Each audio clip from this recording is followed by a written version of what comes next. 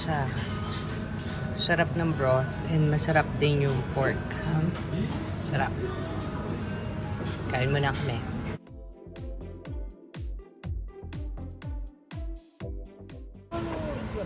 Kain na lang tayo sa McDo. Wala, jet lag is real. Alas 9 na. Wala pa kaming tulog. Ako wala pang tulog. 10 hours yung flight natin. So, hanap na tayo ng makakainan. Yan, dito raw. Dito raw tayo, Ichiran. Alam, may yan. May pili eh.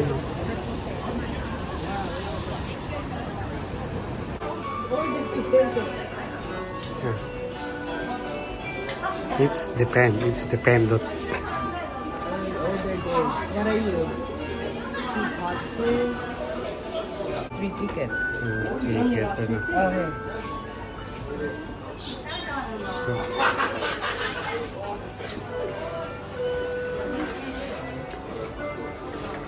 so magkano yung 1,850 na to? Convert mo nga. 1,850.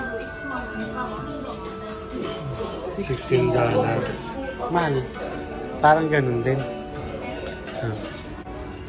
Ito yung akin. Ayan, meron na. Ito na.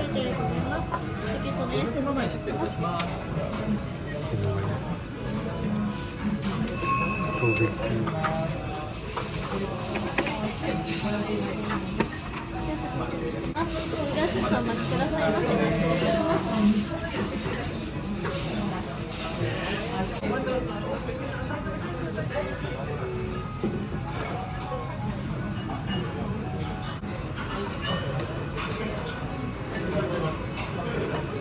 Okay のでお気をつけて召し上がりください。失礼いたします。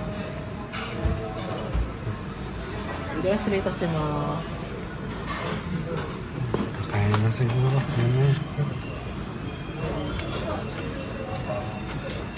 Yan, try natin itong Ichiran ramen.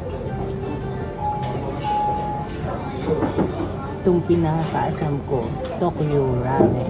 Let's see, Ichiran, supposed to be the popular one.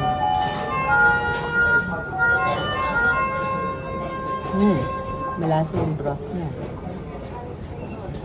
Ang flavor nito is the Ichiran ramen.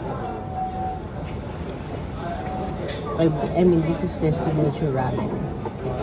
So it comes with this, yung ramen. And then, condiments. Yan. May egg, may seaweed, and then extra pork, and then pork. Look at that perfectly boiled egg. Sarap. Tsaka yung noodles perfectly cooked. Tsaka yung pork. Sarap. Oh, you're not yet done? I'm done. Oh my goodness. Finish it. Ha? Masarap na. It's good. It's good? I'm just so much. It's not even so much. Come on. When I finish the pork, hindi ko namamalayan. Sarap kasi. Okay. Ganda na pagkaluto ng egg, no? Umuulan. Buti na lang, may kapote kami. Masarap ba? Inundal? Ichiran? Yeah, sarap.